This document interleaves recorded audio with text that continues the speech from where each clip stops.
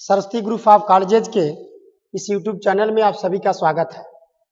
मैं विनोद प्रसाद आप सभी के बीच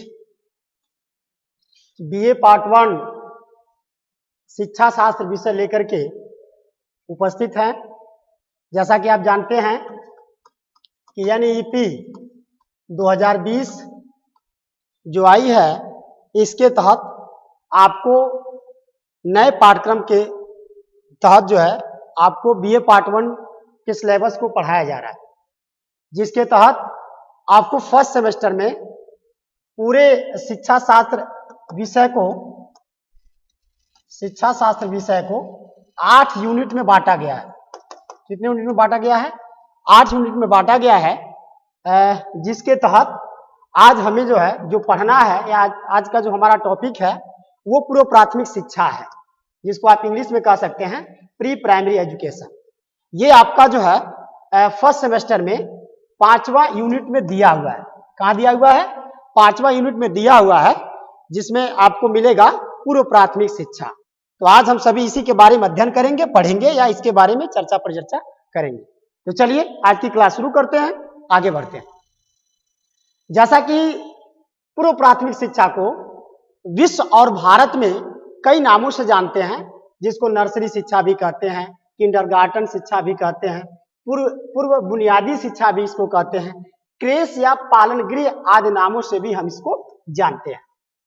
अगर इसके इतिहास पर चर्चा किया जाए तो इसको हम समझ लेते हैं कि प्राचीन समय में बालक का जो पूर्व प्राथमिक शिक्षा होता था वो परिवार में ही पूर्व प्राथमिक शिक्षा प्रदान किया जाता था या उसका केंद्र होता था, जिसमें बालक के जो माता पिता होते थे, परिवार के जो अन्य सदस्य होते थे, जो उनके मित्र होते थे, रिश्तेदार होते थे, जो पड़ोसी होते थे, बालक के अध्यापक का कार्य करते थे। कहने का मेरा भाव यह है कि पूर्व प्राइमरी शिक्षा प्राचीन समय में परिवारों में ही दी जाती थी, जिसमें शिक्षक का काम या विद्यालय का काम परिवार करता था और शिक्षक का काम उस बच्चे के माता पिता, परिवार के अन्य सदस्य, मित्र, रिश्तेदार, पास पड़ोस के लोग ही अध्यापक का काम किया करते थे। ठीक है ना? इन सभी के माध्यम से बालकों में अच्छे कार्यों को करने की प्रेरणा, उनमें अच्छे आचरण, अच्छे संस्कार तथा उनके जो व्यवहारिक जीवन का ज्ञान होता है वो सीखने का, इनके माध्यम से सीखने को मिलता था। अगर प्राचीन समय में देखा जाए तो प्राचीन समय में पूर्व प्राथमिक शिक्षा बच्चों के शारीरिक, उनके मानसिक, उनके सामाजिक, नैतिक विकास की प्रक्रिया मानी जाती है, या उनको परिवार में ही उनकी शारीरिक विकास, उनकी मानसिक विकास, उनकी सामाजिक विकास, उनमें नैतिक आचरण या नैतिक विकास उनको परिवार के माध्यम से व्यवहारिक तरीके से घर पर ही प्रदान की जाती है। ठीक है ना? ये पूर्व प्राथमिक शिक्षा का प्राचीन समय का इतिहास आप समझ सकते हैं। आगे बढ़ते हैं। किंतु अगर आधुनिक समय में देखा जाए तो यह शिक्षा एक स्वरूप धारण कर लिया है, जो अब औपचारिक रूप से विद्यालयों में प्रदान की जा रही है। कहां की जा रही है?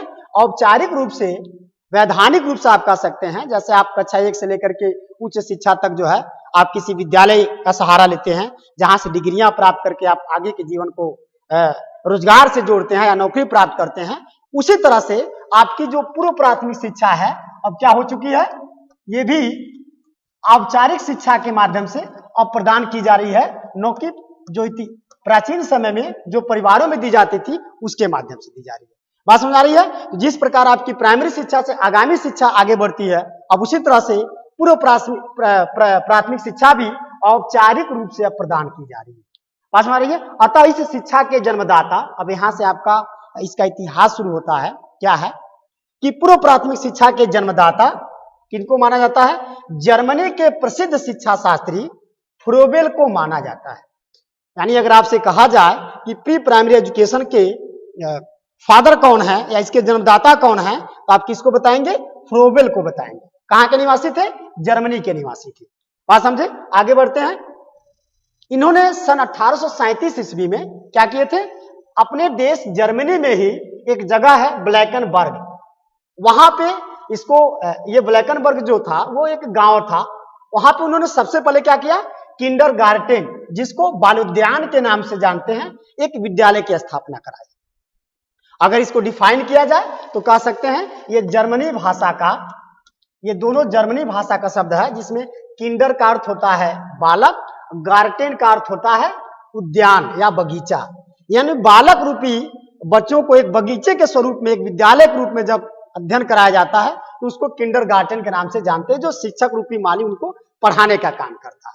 यानी यूं कहा लिया जाए कि पूर्व प्राथमिक शिक्षा जो है उसके जन्मदाता फ्रोबेल महोदय हैं, जिन्होंने बालोद्यान नामक विद्यालय की स्थापना करके पूर्व प्राथमिक शिक्षा को औपचारिक रूप से पढ़ाने की शुरुआत किया है। ठीक है ना। इसमें इन्होंने 4 से 8 वर्ष के बच्चों को शिक्षा ग्रहण कराते थे। इसके उपरांत यानी इस फ्रोबेल महोदय के उपरांत यह शिक्षा विश्व के अन्य देशों में बढ़ी, जिसमें आप देख सकते हैं इंग्लैंड में कुमारी मार्गरेट मैकमिलन ने 2 से 4 वर्ष के बच्चों के लिए इन्होंने क्या किया, एक नर्सरी विद्यालय की स्थापना की। फ्रोबेल के पद चिन्हों पे चलते हुए इंग्लैंड में जो है कुमारी मार्गरेट मैकमिलन महोदया ने क्या किया, 2 से 4 वर्ष के बच्चों के लिए, यही कह लिया जाए छोटे बच्चों के लिए, जो शैशवावस्था के बच्चे हैं उनके लिए नर्सरी विद्यालय की स्थापना करके इस शिक्षा को आगे बढ़ाने का काम इन्होंने किया।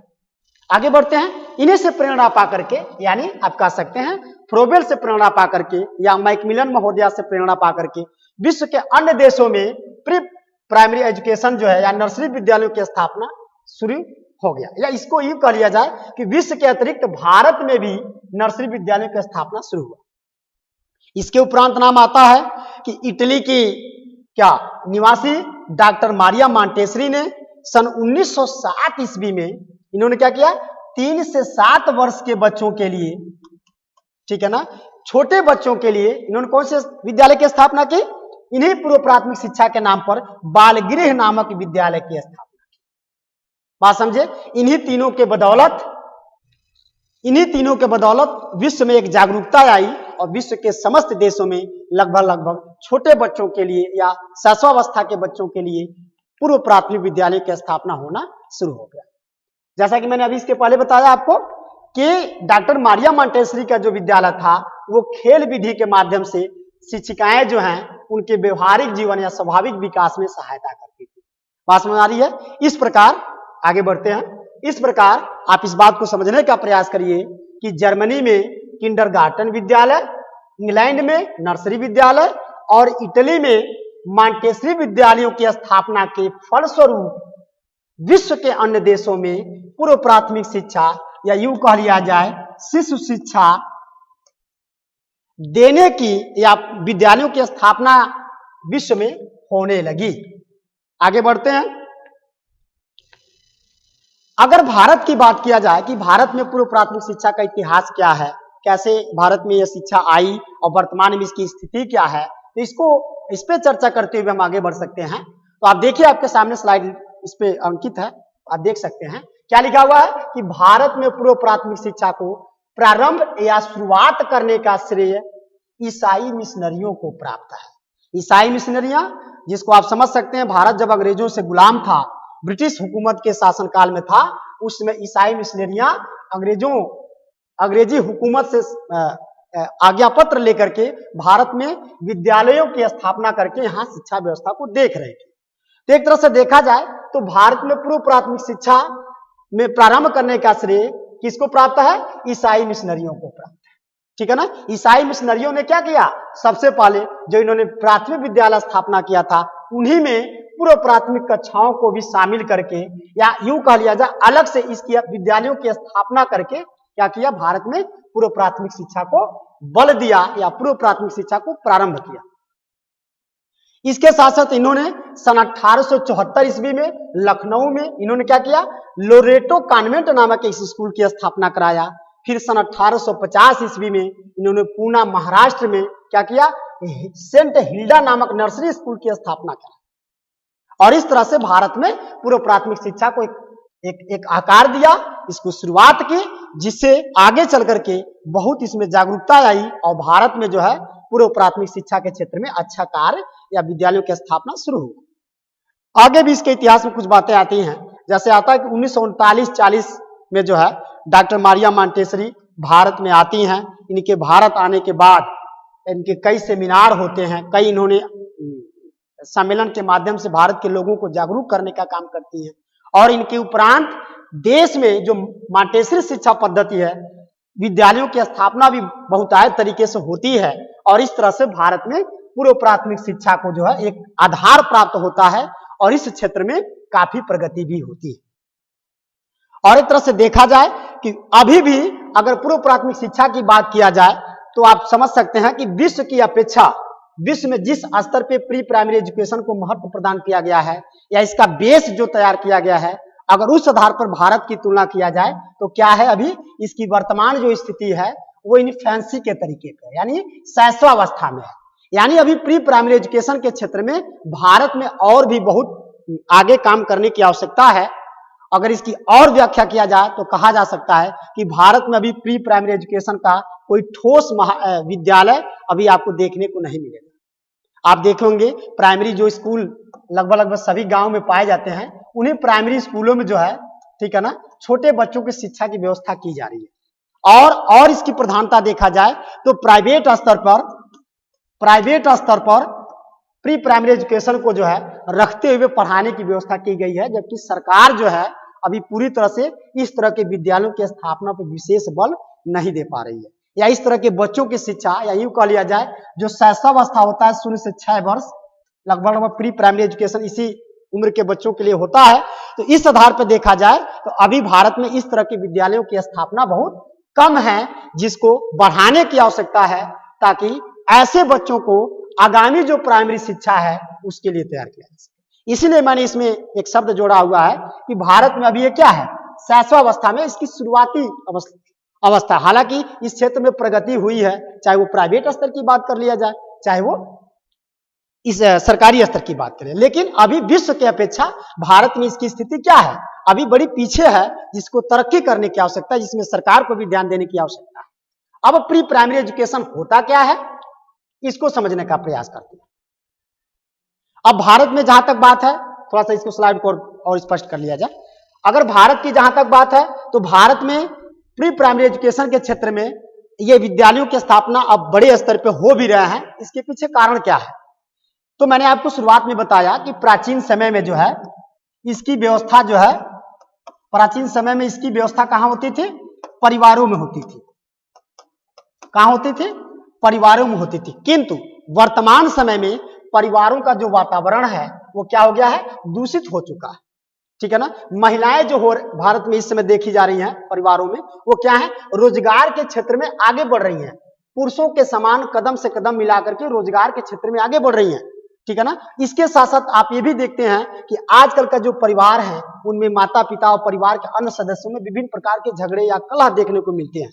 ऐसे में छोटे बच्चों की जो शिक्षा है, जो 3 से 6 वर्ष के बच्चे हैं, इनकी शिक्षा व्यवस्था अब भारत के परिवारों में नहीं हो पा रही है। बात समझे। अब ऐसे में आपको प्री प्राइमरी एजुकेशन की शिक्षा के लिए विद्यालयों की आवश्यकता पड़ रही है। तो इसी आधार पर मैंने कहा कि आपको भारत में प्री प्राइमरी एजुकेशन या पूर्व प्राथमिक विद्यालयों की स्थापना बहुतायत तरीके से हो रही है और इन बच्चों की शिक्षा प्रदान की जा रही है। अब बात आती है कि पूर्व प्राथमिक शिक्षा है क्या, अब कौन इसके अंतर्गत बच्चे शिक्षा लेते हैं, ये बात समझने वाली है कि पूर्व प्राथमिक शिक्षा में हम किन्हें शिक्षित करेंगे या ये शिक्षा होती क्या है, इसको समझने का प्रयास करेंगे। तो स्लाइड से ही पढ़ते हैं। जैसा कि नाम से ही स्पष्ट है कि पूर्व प्राथमिक शब्द का निर्माण 2 शब्दों से बना है। किन किन शब्दों से, तो पूर्व तथा प्राथमिक शब्द से मिलकर बना है, ठीक है ना। जिसमें आप समझ सकते हैं कि पूर्व प्राथमिक शिक्षा का शाब्दिक अर्थ हुआ प्राथमिक शिक्षा से पहले की शिक्षा, यानी कक्षा 1 से लेकर के 5 तक जो आपकी प्राइमरी शिक्षा होती है, उसके पहले जो भी शिक्षा प्रदान की जाती है उसको हम क्या कह सकते हैं, यहां लिखा भी, आप इससे भी देख सकते हैं कि प्राथमिक शिक्षा से पहले की शिक्षा आपकी पूर्व प्राथमिक शिक्षा कहलाती है। या यूं कह लिया जाए, अर्थात प्राथमिक शिक्षा कक्षा 1 से 5 से पहले दी जाने वाली शिक्षा को पूर्व प्राथमिक शिक्षा कहा जा सकता है। दूसरे शब्दों में कहें तो बालक प्राथमिक विद्यालयों की प्रथम कक्षा में प्रवेश लेने से पहले जो कुछ भी शिक्षा प्राप्त करता है उसे पूर्व प्राथमिक शिक्षा कहा जाता है। भारत में इसका उम्र 3 से 6 वर्ष के बच्चों के लिए इस तरह की शिक्षा की व्यवस्था प्रदान की जाती है। और प्री प्राइमरी शिक्षा के माध्यम से बच्चों का जो इंद्रियां हैं, जैसे हाथ, पैर, नाक, कान, जो भी आप समझ सकते हैं, इनको जो है प्रशिक्षित किया जाता है कि हाथ से आपको कैसे कार्य करना चाहिए, पैर से कैसे आपको चलना चाहिए। इस तरह की जो व्यवहारिक जानकारियां होती हैं, यानी जो विभिन्न इंद्रियां बच्चों की होती हैं, उनको प्रशिक्षित करने का कार्य पूर्व प्राथमिक शिक्षा के माध्यम से की जाती है। उनमें जो है अच्छे आदतों का निर्माण किया जाता है। उनमें जो है उनके पैर पर उनको आत्मनिर्भर बनाया जाता है, उनको पैर पर खड़ा किया जाता है। और सबसे बड़ी बात इस शिक्षा की यह है कि उनको आगामी शिक्षा के लिए तैयार किया जाता है, या यूं कह लिया जाए प्राथमिक शिक्षा के लिए तैयार किया। बात समझे? तो आज के लिए बस इतना ही। आज के क्लास में हम लोगों ने पढ़ा कि पूर्व प्राथमिक शिक्षा का विश्व में इतिहास क्या है और पूर्व प्राथमिक शिक्षा का अर्थ क्या है, या ये शिक्षा किसके लिए होता है। अब आगे पूर्व प्राथमिक शिक्षा का उद्देश्य क्या होता है, हम लोग नेक्स्ट वीडियो में पढ़ेंगे। आज के लिए बस इतना ही। आप सभी मेरे वीडियो को पसंद किए, देखें, इसके लिए बहुत बहुत धन्यवाद। Thank you.